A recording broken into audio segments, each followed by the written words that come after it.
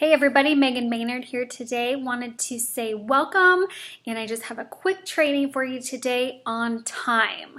I actually took this training from a book that I've been reading called The Miracle Morning for Network Marketers, and this excerpt, I believe, is from a woman named Cindy Samuelson. She is a network marketer. However, this can apply to any business model.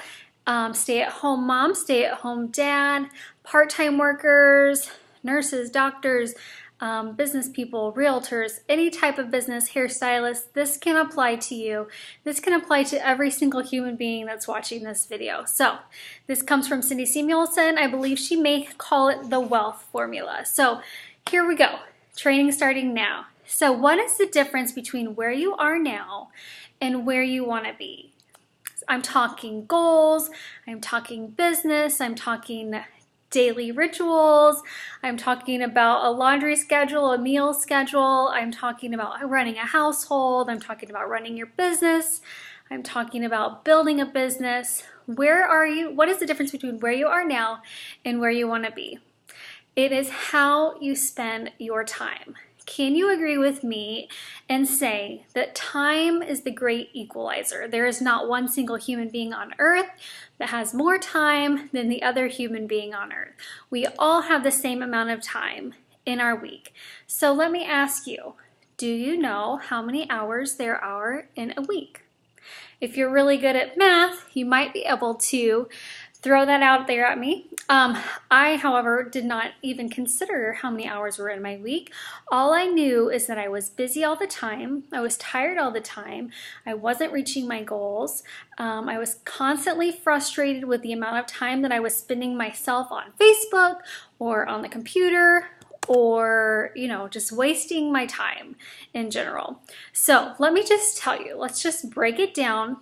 We've all agreed that time is the great equalizer, that we are all equal when it comes to time. Doesn't matter what color of skin you have, where you come from, we all have the same amount of time in a week. So there are 7 days in a week, obviously, 24 hours a day, and that equals 168 hours. So I'm not an artist at all, but I went ahead and doodled up this little graphic here. So total hours we have in a week are 168 hours. That includes every single one of you. So there are a couple things that each of us definitely need to do, and most of us have to do every single week. So one of those things, of course, is sleep. Would you agree that sleep is very important? I absolutely love to sleep. When I don't get a good night's sleep, I am not happy about it.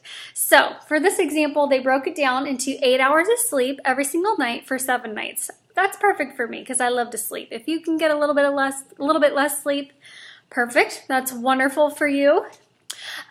So that breaks down to about 56 hours per week on sleep. So you'll see that here. This circle right here, or this oval, if you will, is our 168 hours. So we've got 56 hours spent on sleep. So if you're like most of the world, you do have to pay some bills.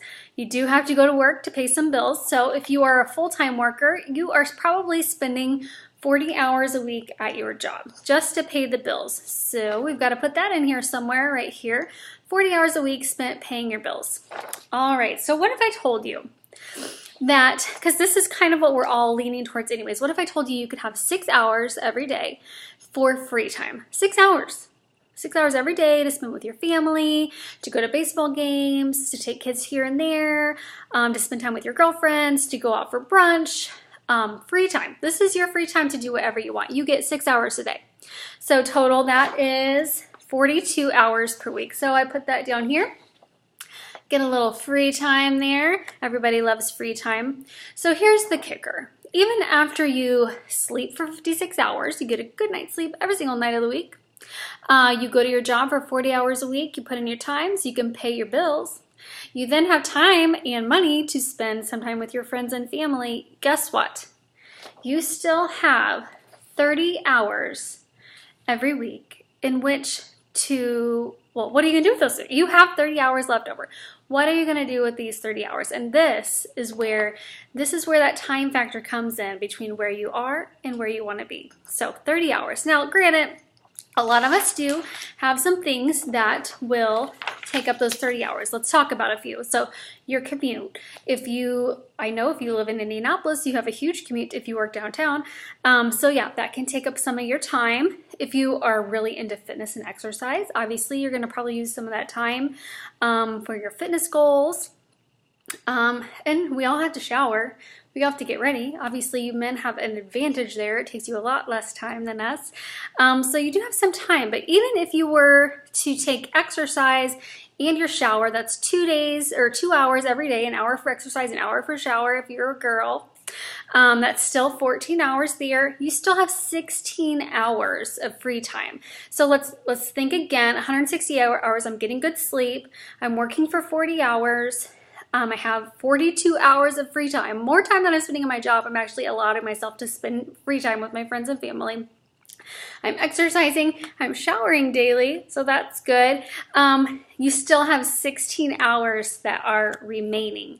So the way that you spend that time is going to make the difference between where you are today, where you are tomorrow, and where you are next week, next year, and then the next 5 years. So this is a compounding effect here. So it's really up to you to take 100% responsibility for that time, for that extra time. Now, if you're like me, you've probably spent a lot of time watching TV. I love Grey's Anatomy. I love The Walking Dead.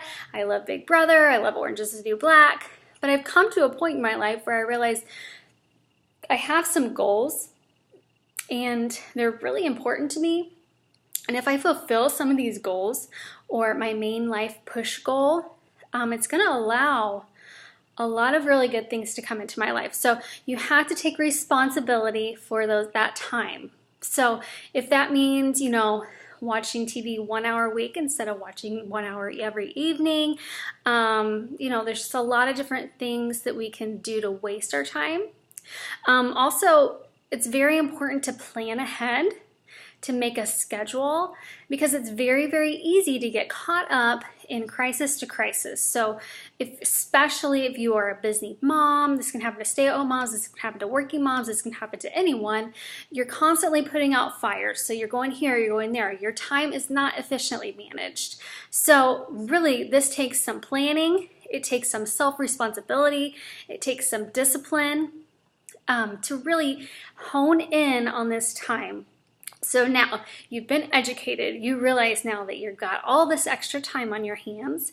It's up to you to take responsibility for those 15 to 30 hours. If you're a part-time worker, you probably have a lot more time that maybe you were not using for the best purposes. You've been made aware, so now it's up to you to take responsibility and decide what you want to do with that time moving forward. So I hope that this was valuable to you. If you enjoyed this training, go ahead and share it with your friends. Comment below. I would absolutely love to connect with you. So tag anyone below, share the post, comment, reach out to me, message me. I absolutely love to connect with like-minded individuals for sure. You can catch my blog at mylipstickdiaries.com, my website at meganmaynard.com, or you can always contact me on Facebook, and I would be happy to connect. Everyone have a great day, and remember to take control of your time. Talk to you soon. Bye-bye.